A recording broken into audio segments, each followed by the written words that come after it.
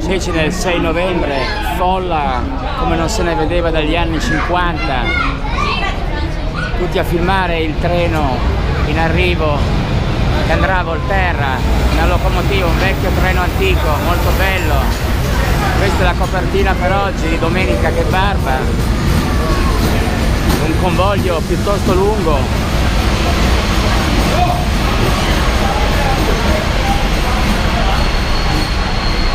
Queste sono scene da amici miei, si potrebbe cominciare volendo tirare gli schiaffi ai passeggeri.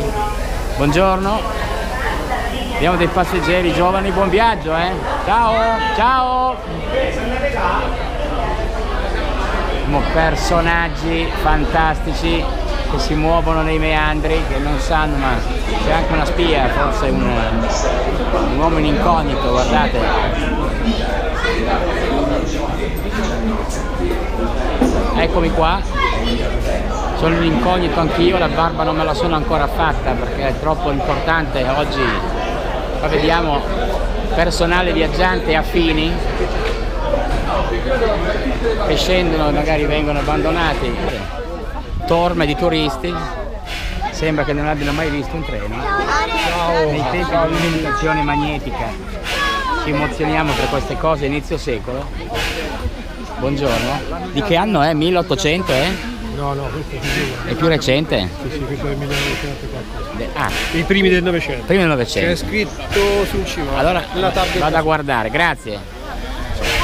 Primi del Novecento, facciamo uno zoom meraviglioso sulle bielle, queste meravigliose ruote antiche fabbricate dal genio italiano. Deposito località di Pistoia. Questo è il numero di matricola. L'odore del carbone è forte. Polar Express, le facce sono le stesse, sembrerebbero attori. Andiamo a curiosare. Buongiorno.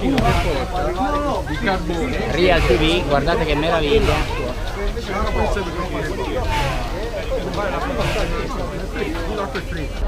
Raccogliamo alcune impressioni. Ma lei è a bordo del treno? Ma viaggia quindi? Da dove è partito? Da Pisa? Lei fa il servizio storico qua allora? Ah, bene, io sono un appassionato, allora intervisto qualcuno. Ma sono la prima e seconda classe oppure non si pagano i biglietti come una volta? Una volta c'era anche la terza classe. In terza classe si viaggia male, diceva un vecchio cantante, che aveva un po' meno degli anni dei suoi, un po' più dei miei, insomma. Io ci ho viaggiato. Questa cuccetta sembra un letto a 3 piazze, diceva, si sta meglio che in ospedale, quella era l'Italia di quegli anni. Molto bello questo viaggio. Io le auguro buona giornata, allora proseguo nel mio giro a vedere i personaggi. Qua stanno transumando verso la parte posteriore, non si riesce a superare il muro, abbiamo dei viaggiatori che arrivano da ogni dove.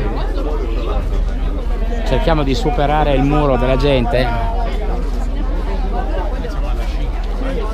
A che ora arriva a Volterra il treno? Ma parte o non parte questo treno? Questo deve cambiare la deve fare il giro della locomotiva? Sì. Ma lei dove sei imbarcata? A Pisa per questo viaggio? E venite da lontano per imbarcarvi su questo treno? Io vengo da Altopascio. Da Altopascio, quindi Pistoia. Dico bene, tutti toscani comunque. Sì. Anche lui viene da Montecatini, lo conosce? Dal Mugello, ha fatto molta più strada allora. Ha preso la macchina. Bellissimo. Essere a bordo è una cosa esclusiva oggi di questo treno, è un premio. Posso venire a salutarla? Allora un passeggero mentre gira non mi fa salire, è permesso, scusate, entra la telecamera di tempo reale, un signore mi ha fatto salire incredibilmente, guardate che meraviglia, mi concede il beneficio di una ripresa. Buongiorno, buongiorno. Questo cos'è, un tamburello? Cos'è? No, cos'è questa cosa qui? Lì sta preparando una discesa a Volterra. Buongiorno a tutti, buona domenica. Che meraviglia, che meraviglia. Buongiorno signora. Non è che mi portano a Volterra perché poi c'è il controllore e mi butta giù dal finestrino. Come hanno fatto con l'onorevole Borghezio che l'ha buttato giù dal treno perché era antipatico. Io però non sono come lui, insomma. Sono del nord ma non sono come Borghezio, quindi potete stare tranquilli. Questi gli arredi sono pregevoli veramente. Questo è dell'inizio del Novecento, questo 904? 900 Non si sa. Non si sa. Non lo sappiamo. Perché la locomotiva c'è scritto sopra ma non sono riuscito a salire perché mi guardavano male i macchinisti, erano molto nervosi stamattina. Va bene, signori, io vi ringrazio, ho avuto piacere, spero di rivedervi, buon viaggio, buon proseguimento e alla prossima. Signori, buongiorno, con permesso, prima che parta, se non mi portano poi a Volterra devo tornare con la bici. Qui ci troviamo in testa al treno, viene effettuato il riaggancio, è stata girata la locomotiva, tutti dietro la riga gialla ma nessuno vuol sentire, perché hanno proprio la testa fatta così, purtroppo non si rendono conto. Questo 640003, questo è l'arrivo e riaggancio verso l'interno della Toscana, verso la Toscana centrale, in una giornata di sole a Cecina il 6 di novembre. Come vedrete, nonostante il controluce, i macchinisti, molto bello, e con questo auguriamo buon viaggio e salutiamo i convenuti in questa giornata di sole e guadagniamo l'uscita. Avevamo intercettato alcuni personaggi molto interessanti presenti sul posto, adesso devo andare a cercarne in particolare uno che aveva colpito la mia immaginazione, è scomparso tra la folla, ma è probabile che riusciremo a trovarlo. Tutti i telefonini schierati in ripresa, sembra che stia arrivando Vasco Rossi, in realtà è un treno, non c'entra niente, ma l'effetto trainante, appassionato donne, bambini e anche cagnolini, c'è anche un barboncino, ciao. Buongiorno da Andrea e da Domenica che barba, oggi è veramente domenica, il 6 di novembre, finiti i santi, finiti i morti, ripartiti. La copertina è stata dedicata a un antico treno, io vi ho rubato come l'altra settimana qualche istante, intanto vado a bagnare il viso per una rasatura sempre classica, sempre da legge, sempre in compagnia degli amici.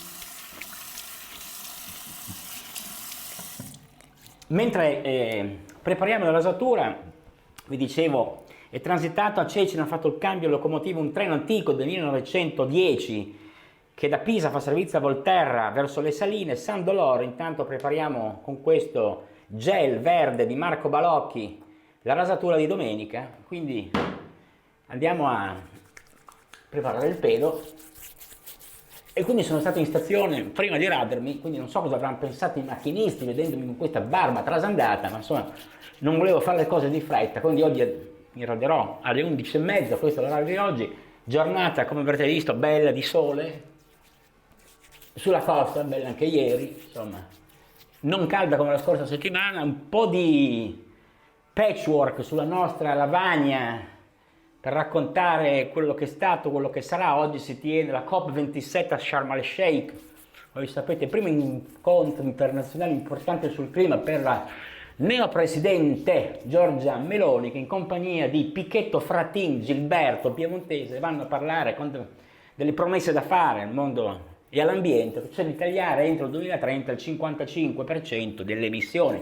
Questa è la prospettiva in cui andranno a presentarsi. La barba ha 3 giorni come sempre, il gel profumato sempre interessante, e oggi andiamo a raderci a casa dopo la scorsa domenica passata a Viterbo con l'amico Vittorione. Oggi usiamo un sapponcino che sempre grazie all'amico Vincenzo Pitrelli, che saluto con affetto, che mi ha inviato la scatola da scarpe con dentro alcuni prodotti. C'era un nuovo shaving soap lime incartato dentro una velina che avrebbe fatto impazzire Alex Nurs e Matteo Preda, perché era tutta piena di cola. Il saponcino, per effetto di qualche cosa rincollato al sapone, ho dovuto pelarlo dopo averlo bagnato. In ogni caso il sapone è perfettamente integro, è la versione lime, voi sapete, questo sapone irlandese duro, semiduro, che abbiamo messo in acqua di vegetazione, ancora adesso nella sua ciotolina in melamina, eccola qua nera, della stessa serie Dr. K. Come vedete l'acqua sta facendo il suo lavoro, quindi dobbiamo andare togliendo l'acqua, l'ho lasciata pochi minuti, quindi la sfidiamo, ecco, quindi vediamo se si può con un sapone duro la mattina farsi la barba in tempi ragionevoli. Sarà il protagonista il pennello cascato dallo scaffale l'altra settimana, Omega 100% tasso Barber Ball Edition, e mentre lasciamo che il furbo shave after gel pre-shave faccia il suo dovere, cominciamo a monticchiare. Che fa? Si lavicchia, ricorderete, nella banda degli onesti, Totò sul terrazzo nella visita del brigadiere, stendeva i soldi falsi da far asciugare, si lavicchia. Bene, qua sembra già che la reazione sia immediata e istantanea, ecco qua, e quindi probabilmente potrebbe essere davvero un sapone anche per tutti i giorni.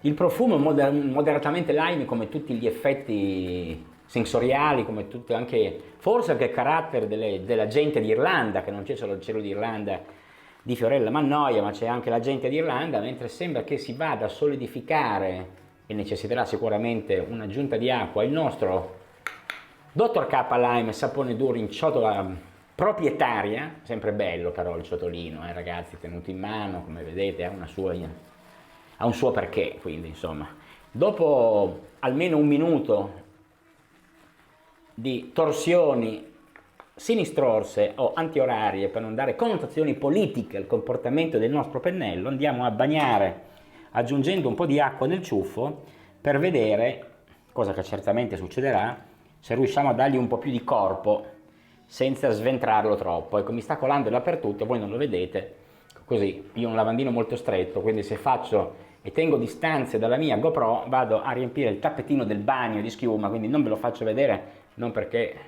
abbia tutto sto rispetto per queste monocotture con cui è piastrellato il mio bagno, ma ho riempito anche la GoPro, scusate, ecco, forse ho ripulito, di schiuma, quindi cerchiamo di mantenere la calma soprattutto. Quindi avremo un po' di cose da leggere nella nostra lavagna dei buoni e dei cattivi. Abbiamo messo nei buoni Marcel Proust, perché in questa anteprima news, grazie a Giorgio Dell'Arte, abbiamo raccolto alcune chicche delle ultime edizioni della settimana, nel clamoroso che è l'apertura normalmente della rassegna, in cui si parla di Marcel Proust che, trovandosi senza soldi, chiese al portiere del Ritz 50 franchi in prestito, e quando li ebbe subito glieli lasciò di mancia. Quindi questo vi dà l'idea della generosità del grande scrittore, insomma, cosa che adesso forse non succederebbe mai più. E andando per portarci avanti nelle letture mentre stiamo montando l'olio bollente, quindi si parla qua di come si fa a cancellare i tatuaggi, sono tutti tatuati dalla testa ai piedi, qualcuno ci sta ripensando, e è una pratica abbastanza dolorosa, tant'è che sul Messaggero Arnaldi ci scrive che cancellare un tatuaggio non è così semplice, può essere doloroso, c'è perfino chi paragona l'operazione all'olio bollente sulla pelle. Quindi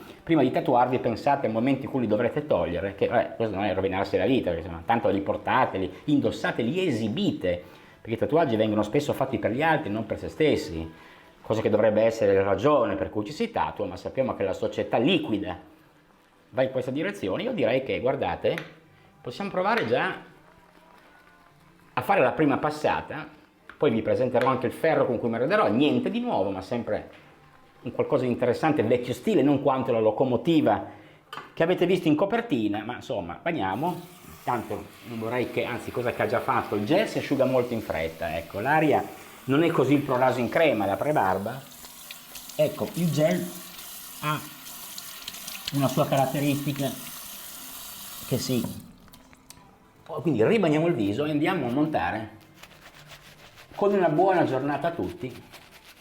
Si presenta molto compatta questa crema, come sentite.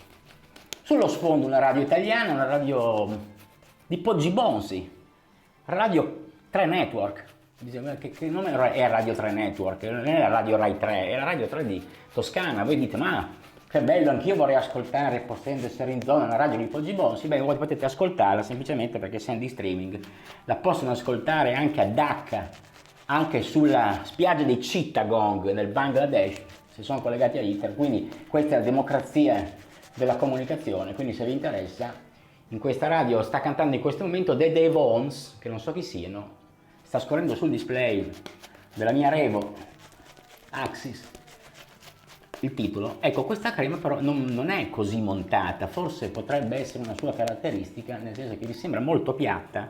Proviamo a recuperare, non essendo tallowata, insomma, probabilmente ha una caratteristica molto austera, come piace a me definire tutti gli aspetti della vita priva di fronzoli, no frills, come si diceva, senza fronzoli, come i voli della Ryanair, quelli che ti facevano viaggiare in piedi sul pullman, no frills senza neanche il sedile. Qua invece devo dire che peraltro la meccanica è sicuramente interessante, perché è un sapone emblematico, insomma ha fatto una sua storia. Io ne ho acquistati altri 2 di saponette, entrambe sia al lime che alla menta piperita o peppermint, le ho utilizzate. Questa è la terza e devo dire che è sempre un bel divertirsi con le dita nel ciuffo, perché ragazzi, molto cremosa, come la potete vedere in esercizio, niente effetto Babbo Natale, niente Polar Express. A proposito di vecchi treni, bellissimo film di Robert Zemeckis di molti anni fa, di almeno 16 anni fa. Quanti anni fa è uscito Polar Express? Bellissimo film natalizio. L'avrò visto 28 volte con mio figlio perché aveva 2 anni quando è uscito, quindi immaginate. Oggi Micro ne ha 18, quindi vedete un po' voi. Bene, io andrei a procedere dopo ben 8 minuti di prologo e di stesa della crema in viso. Mi piace questa crema, grazie a Dottor K, grazie a Vincenzo, saluto tutti gli amici, Odus Oddity, Davide, Luigi del 13, Mirko Falà, il gruppone degli afficionados, Stefano Unimog Italy, che ci ha fatto vedere bellissimi video sul suo canale, di cui ho piacere di fare un po' di pubblicità perché andate a visionare se vi piacciono i mezzi industriali della Mercedes, questi meravigliosi veicoli arancioni, sono fantastici ed è veramente un piacere vederli, soprattutto montati da Stefano con dei video davvero molto interessanti. Questo è un farfallone, un flare, si chiama così, io giro da sotto, o giro da sotto, giro qui, ma è uguale, si apre, ta-tan, eccolo qua. Già visto altre volte, niente di nuovo, niente di prezioso, zigrinature da Italia di altri tempi, qua a metà degli anni 50 potrebbe essere, no? Quindi una grossa barra interna molto solida per ospitare le nostre Dorco Titan, già viste, straviste e riviste, made in, non si sa perché non riesco più a leggere una madonna, made in Vietnam, sud-est asiatico, shaving blades, ecco la testa del titano sammarinese che non so cosa c'entri, ma vabbè, forse potrebbe essere un acheo, anche un combattente dell'antica Grecia. La cola, scusate, c'era già un po' di cola. Ecco la cola. Poca cola, quella che serviva ed era principalmente sulla carta, quindi non ci sono sull'inox i punti di cola, ma insomma, questa non abbiamo notato le altre volte perché si andava così, con molta scioltezza, invece adesso che sono diventati l'argomento principale e la parte più interessante, chiudendo il flare andiamo a chiudere, serrare bene come avete visto, vi faccio rivedere. Nella chiusura si abbassa il carrello e va a chiudere giustamente la lama alzandola sotto, si alza e stringe, è un meccanismo molto bello, era una cosa intelligente, non sono più state fatte alcune invenzioni di questo tipo, tolto fare ragioni di gran bei materiali con belle ingegnerizzazioni, ma una roba del genere non è più stata inventata. Allora andiamo a raderci sentendo, questa settimana taglia. Bene, senza usare lame, come sapete, così efficienti e drastiche, le Dorco Titan ne ho usate molte nella mia breve esperienza e come vede continuano a essere un ottimo compromesso per tutti. Giriamo lato pulito, lato fresco del cuscino, zona baffi,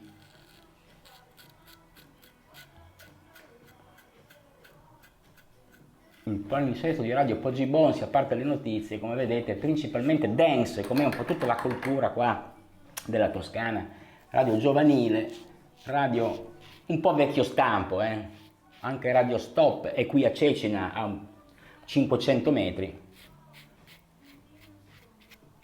produce musica da ascoltare nella Opel Zafira mentre siete sulla Fipi lì, che andate a pranzo con la vostra fidanzata o col vostro fidanzato, premesso che il pubblico è prettamente maschile nelle mie rasature, andateci poco chi volete sulla Opel Zafira e ricordatevi, andate piano e non bevete troppo se dovete guidare per tornare a casa.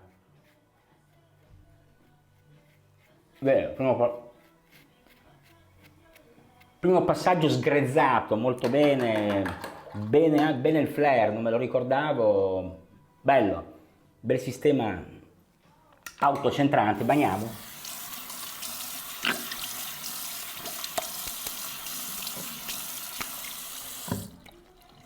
Indispensabile una buona bagnatura per riprendere la stesa del nostro saponcino Dr. K, perché essendo compatta come crema abbiamo bisogno di ripescarne una buona quantità, anche se il secondo passaggio è meno importante del primo, anche se è interessante, importante farlo, se no sarebbe inutile farlo. In realtà sapete che i passaggi multipli sono più per divertirsi e chiacchierare, per non avere necessità, a parte il primo e il secondo che sono indispensabili, cioè pelo e contropelo. E l'obliquo si fa perché è bello farlo, perché si chiama anche, come abbiamo l'altra volta citato, il passaggio di cortesia. Quindi mi dia un passaggio, mi fa una cortesia, sono rimasto fermo con la 128, mi dà un passaggio, ecco, io per cortesia do un passaggio di rasoio e anche uno strappo fino alle mutande volendo, poi dipende da chi è il fortunato o chi è che vi chiede un passaggio, poi tutto dipende, da che dipende, molto bene. Bene, secondo passaggio, andiamo avanti però, perché qua nell'elenco c'è un'ultima parte degli incidenti, c'è una sezione che si chiama Hobbitware, per i morti e incidenti, purtroppo nella rassegna stampa di Giorgio Dell'Arte, che da lunedì al venerdì vi viene recapitata in abbonamento nella vostra casella, e qua si parla di ieri mattina, questo è di 3 giorni fa, cioè mercoledì, cioè martedì, successo che nell'Agri Gelateria Corte Vittoria a Custozza, nel Mantovano, nella campagna tra Verona e Mantova, per l'appunto una certa Chiara Santoli, veterinaria, 25 anni, che si trovava lì per un tirocinio, è morta schiacciata da una mucca che stava visitando. La vacca si è mossa all'improvviso, lei è rimasta schiacciata tra la ringhiera e il box della stalla. Trauma cranico. Quando i soccorritori del 118 partiti da Verona in elicottero sono arrivati sul posto, lei era già morta. Questa è la fine di una giovane veterinaria tristissima, e non è la prima volta che accadono incidenti sul lavoro. Morire schiacciati dal sedere di una mucca non è una bella fine neanche per un veterinario, ma insomma, diciamo una preghiera, come piace tanto fare a Salvini, con rispetto parlando. E poi Salvini, buoni e cattivi, l'altra volta Salvini era nei cattivi. Chi mettiamo nei cattivi? Il Jeep di Treviso. Chi è? Nessuno sa. Quel ragazzo che a bordo dell'Audi S3, completamente ubriaco alle 3 di notte, su un Audi da 50-60 mila euro, ha ucciso una ragazza che tornava a casa a piedi lungo una strada nel Trevigiano, è stato rimandato a casa, no? Perché non c'è il pericolo di fuga. Il genitore si chiede, la figlia morta che nessuno gli restituirà, perché non debba avere giustizia, perché questo ragazzo, risultato positivo all'alcol e alla droga, sia a casa sua, comunque non in galera, forse perché è incensurato, perché non esiste pericolo di fuga. Ma la cosa più grave è che il Jeep di Treviso, su nessun giornale si è saputo come si chiama. Facciamo chiarezza, vogliamo sapere chi sono i giudici, basta protezione da parte della stampa. E l'altro è Elon Musk, leggeremo qualcosa di lui, ma saprete che dopo l'acquisto per 44 miliardi di dollari del social Twitter sta licenziando metà delle persone.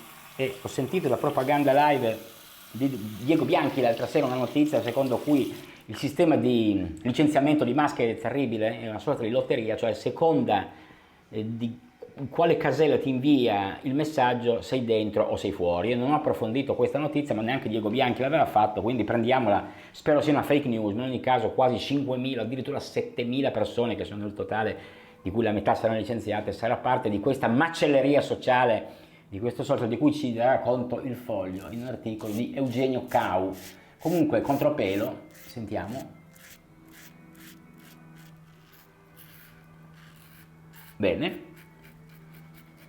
Contropelo molto ardito, secondo le teorie di Alex Nurse, Elon Musk, potrebbe essere, vabbè, magari siete cugini, vabbè, comunque il contropelo va bene, una sorta di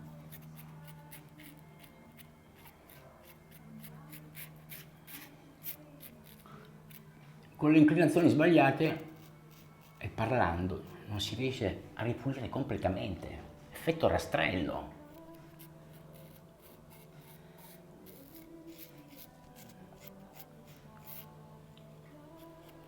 tengo molto male il rasoio, lo appendo così, cos'è sta roba? Ma come si tiene? Il rasoio si tiene così, con la mano salda, forza, dai! Lascio questo gioco così per fare che faccia lui, devo fare io, controllare, pilotare, timonare il Double Edge.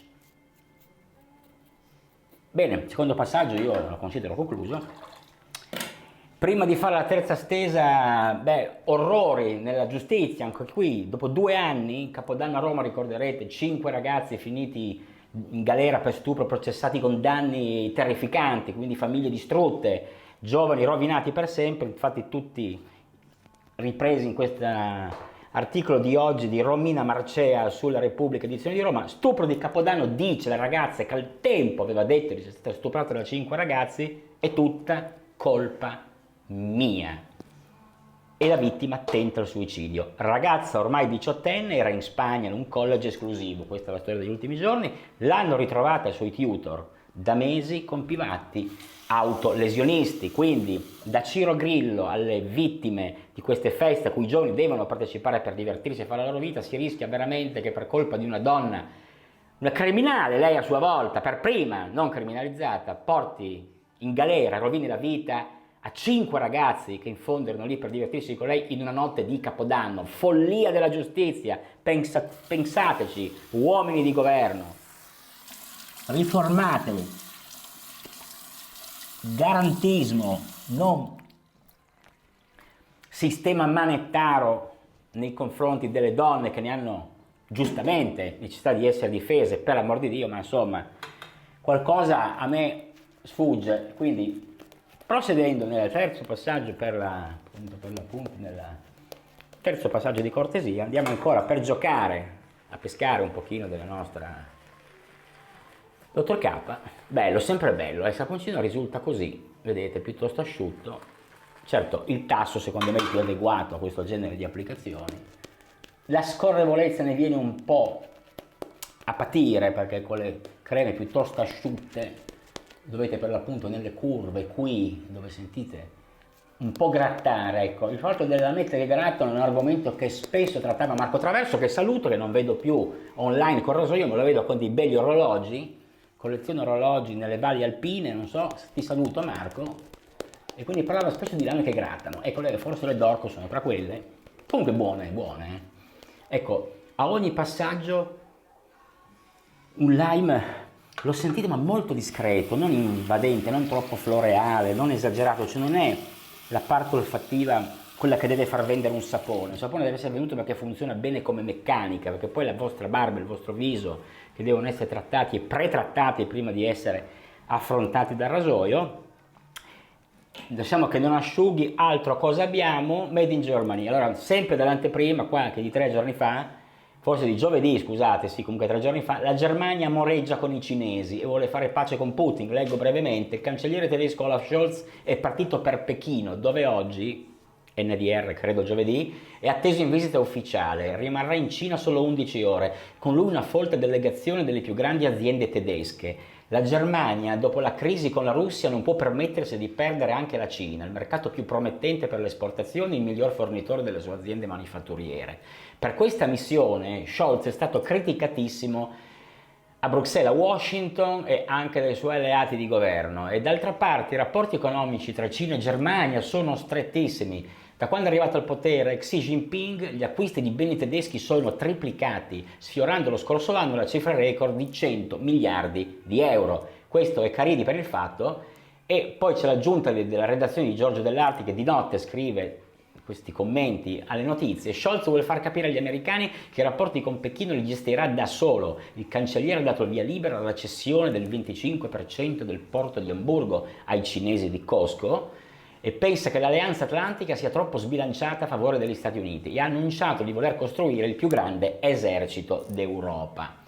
Qua non vado avanti però con la rasatura, quindi vi lascio, anzi obliquo, per dirvi, Scholz è una spina nel fianco, per l'unità, ma si era già capito con quella proposta di fregarsene buttando 200 miliardi per calmierare i costi delle bollette del suo paese alle imprese e ai privati, e quindi avendo i soldi, potendolo fare, è stato molto criticato da Mario Draghi E dove sarà oggi Mario Draghi? Qualcuno l'ha visto? Chi abita in Umbria, magari me lo segnali, è sempre a Città di Castello, blindato nel suo casale antico?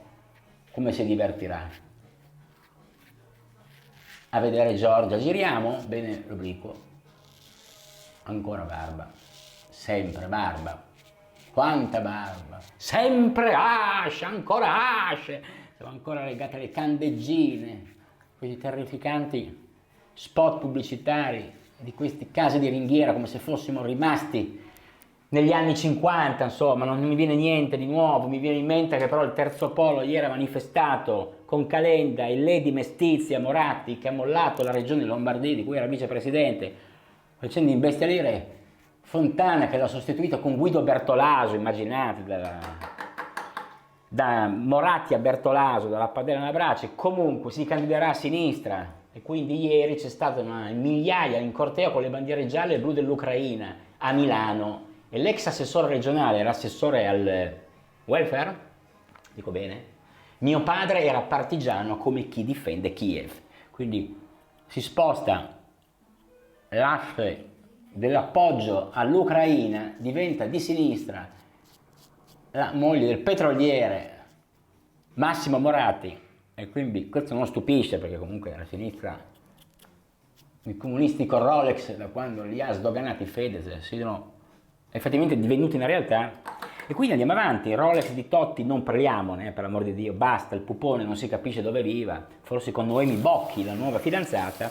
Sono cose che mi interessano abbastanza poco, mentre prima di sciacquare facciamo così, ecco, a volte si diceva che l'ultima pennellazza si può usare per tenere in protezione, poi senza più radere, sicuramente la pelle mentre si fa altro o mentre si lavano gli attrezzi. Io non laverò gli attrezzi, ma vi chiedo ancora, dopo 25 minuti di rasatura con voi nel mio bagno di casa, nella Domenica che barba, vi chiedo ancora un istante, perché avevo selezionato per voi due robine, un redivivamente interessante articolo tratto da Panorama, che ultimamente ho letto pochissimo. Questa è la copertina, il fattore G, la vedete, illustrata da una specie di Andy Warhol picture, e Giorgia la vediamo subito ripresa, il ritratto in chiaroscuro della Lady di Ferro, per un articolo curato dal buon Franco Bechis. E questo è molto bello, che Franco Bechis è un bravo giornalista. Qua vedete alcune immagini, e lei dice che non è mai arrivata, cioè non ha mai vissuto la Garbatella, che poi è stata poi il suo quartiere d'adozione, perché aveva una casa molto bella a Roma Nord, poi le ha dato fuoco perché un pomeriggio in cui non sapeva cosa fare con la sorella Arianna, hanno giocato con le candele, ha preso fuoco e peluche, hanno distrutto l'unico appartamento, l'unica proprietà che avevano.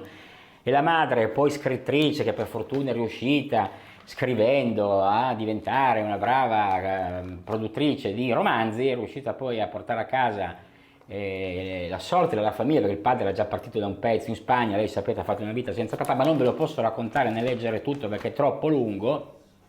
Fa ridere invece quando si parla della sorella Arianna, moglie di Lollobrigida, che ha deciso la candidatura di Michetti a Roma, che poi fece un flop clamoroso, anche se era l'anno in cui avrebbe potuto tranquillamente vincere, contro Gualtieri, e perché dice la non fortunatissima candidatura a sindaco di Roma naufragata insieme al centrodestra in un'elezione che sembrava portata di mano. Michetti era una passione della sorella Arianna, che lo ascoltava ogni mattina andando al lavoro nelle sue filippiche su Radio, emittente romana. Ecco, un giorno cercheremo Radio e vediamo di inserirla tra le radio da sostenere, anche perché Michetti, che è stato trombato, fa il consulente, commercialista, insomma uno bravo coi conti, ma alla fine insomma è lì col microfono, che non so cosa farà questa mattina, ma andremo poi a informarci, vi farò sapere. E non ci fu verso di cambiare l'idea a Giorgia sul consiglio dato dalla sorella, ed è finita come è finita, cioè che ha vinto Gualtieri. Quindi il PD, finita l'approccio a Roma, la seconda vita dei senza poltrona. Questi sono gli spoltronati. Ecco, qua abbiamo Luigi Di Maio, lo vedete,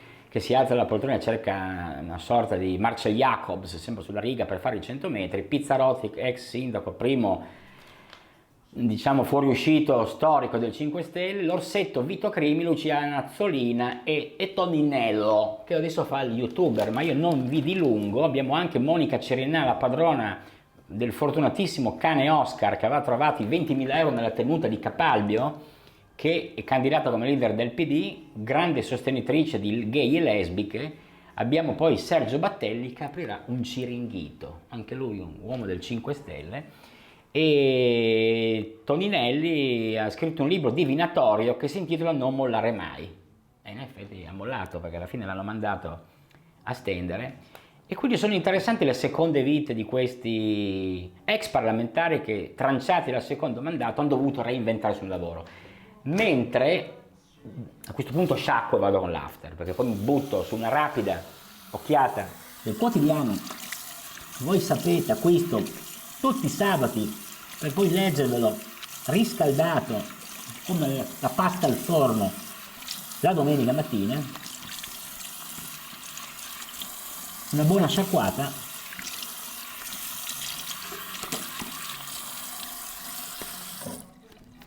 Percepisco dalla sciacquata che una rasatura è stata veramente buona, quindi con mezzi un po' arcaici, ma sempre validi, un Flair, una Dorco Titan e una crema in sapone duro. Bene, allora lasciamo senza tamponare troppo con l'asciugamano color tortora il nostro viso e andiamo a prendere il foglio che è uscito, io ve lo segnalo, in omaggio, in bundle, con un libro, o meglio il libro è uscito in bundle col giornale, Il mio cuore elettrico, scritto da Massimo Santini e Luca Santini, che saranno ragionevolmente padre e figlio, o comunque parenti molto stretti, ed è un omaggio che racconta la storia del vostro cuore, e al di là di tutto quello che dovete fare e non fare, usare le cuffiette fanno male, i telefonini fanno male al cuore, extrasistole, brachicardici, avete tutto quello che serve, un lavoro importante, si parla del Parkinson, si parla del peso, di dove dormire, di come farlo, il portatore di un fibrillatore può fare sesso? Certamente sì, ma qualche cautela è necessaria. Ecco, apro qui, fate attenzione, controllo del dispositivo e quindi oltre a un'apertura in sessione disegnata di un cuore che chiaramente apre, questo è un libro interessante, molto bella la vignetta del nostro intramontabile Macox, che nel suo genio, come vedete, scrive fuori campo la domanda: che fai per vivere? E il cuore risponde: batto. Fantastica questa battuta. Io vado avanti con il foglio, eccolo qua, il foglio quotidiano, il marcio sulla pace, trucchi per smascherare l'inganno del pacifista collettivo. Ieri c'è stata a Roma, oltre che Lady Mestizia, a Milano c'è stata a Roma una grande manifestazione sulla pace. E sempre il nostro genio di Macox ieri fa in questa vignetta: magari se mettiamo un po' di musica e facciamo casino ci vengono a sgomberare. Qua riguarda chiaramente la follia del decreto anti-rave, insomma questa è l'ironia di Claudio Cerasa, lo capite, dalla ciliegia, che ha firmato questo articolo e dice: il pacifista collettivo non lo può dire esplicitamente, è ovvio, ma al centro delle sue rivendicazioni oggi non vi è solo la volontà di invocare la pace, vi è una volontà differente, più precisa, più indicibile. Vi è la volontà di continuare a considerare al fondo la guerra in Ucraina come un'oscenità commessa dalla Russia, certo, ma alimentata doppiamente dall'Occidente. Sia quando la NATO, come ha detto Papa Francesco, e qua è stato il suo grande scivolone, ha abbaiato alle porte della Russia, cioè il Russia ha invaso l'Ucraina perché la NATO ha abbaiato forte ai confini, è stato molto criticato il pontefice, comunque sia anche quando la NATO, come hanno sostenuto in questi mesi gli organizzatori della marcia, ha dimostrato di non volersi avvicinare alla pace. Quindi apre così il foglio di ieri, che vale anche per oggi, ma andiamo a isolare due belli articoli. Uno l'ha ficcato subito a pagina 3 il grande Stefano Cingolani, che scrive a proposito del palazzo del Ministero dell'Economia, che voi sapete accorpato negli ultimi anni, quello del bilancio, delle finanze del Tesoro, e racconta che è il più esteso ed imponente edificio pubblico della capitale dopo il Quirinale, con un perimetro di circa 1 chilometro, e fu voluto da Quintino Sella per festeggiare, insomma, per onorare il Regno d'Italia, e fu costruito in poco tempo nel 1876, ci misero solo 5 anni a costruirlo, quindi immaginate. E a progettare l'opera fu l'ingegnere Raffaele Canevari, che aveva lavorato anche ai muraglioni per arginare il Tevere, aiutato da artisti famosi di scuole diverse. Francesco Pieroni disegnò per esempio il quadriportico in stile rinascimentale nel cortile principale, al centro del quale sta la fontana di forma allungata. Quindi una lunga fettuccia questo palazzo che collega il Quirinale a Porta Pia, non lontano dalla storica breccia che ha fatto cadere il Papa Re, ricordate il 20 settembre. Ed è stato Quintino Sella per l'appunto a volere quella possente impalcatura, un po' fortezza, un po' piazza d'armi, per dare un segnale di solidità dello Stato italiano appena costituito.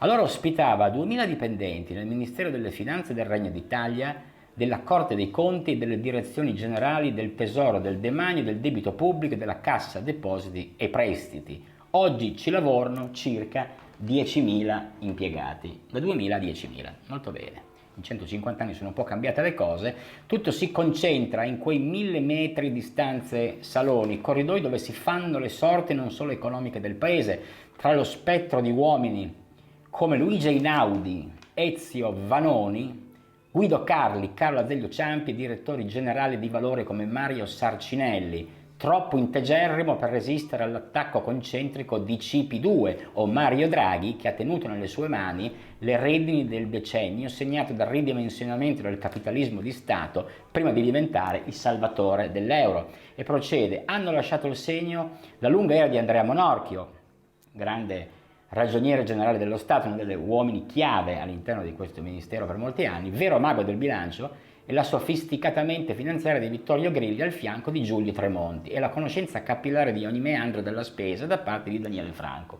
che è rimasto al ministero, come ben sapete. Molto bello questo articolo, per ricordare i palazzi dove si concentra il potere, strettamente collegato, manco a dirlo, a questo articolo, è l'immagine già glorificata ma questo era un altro articolo, non è qui, di Giancarlo Giorgetti, della George Economy, ma abbiamo invece qui, a proposito di geopolitica social, come vi ho detto, Eugenio Cau, che parla dell'acquisto di Elon Musk, dice e ci spiega che questo social esiste da 18 anni, interessi in Cina di Tesla, Facebook e disinformazione trampiana. Bene, dice il sottotitolo.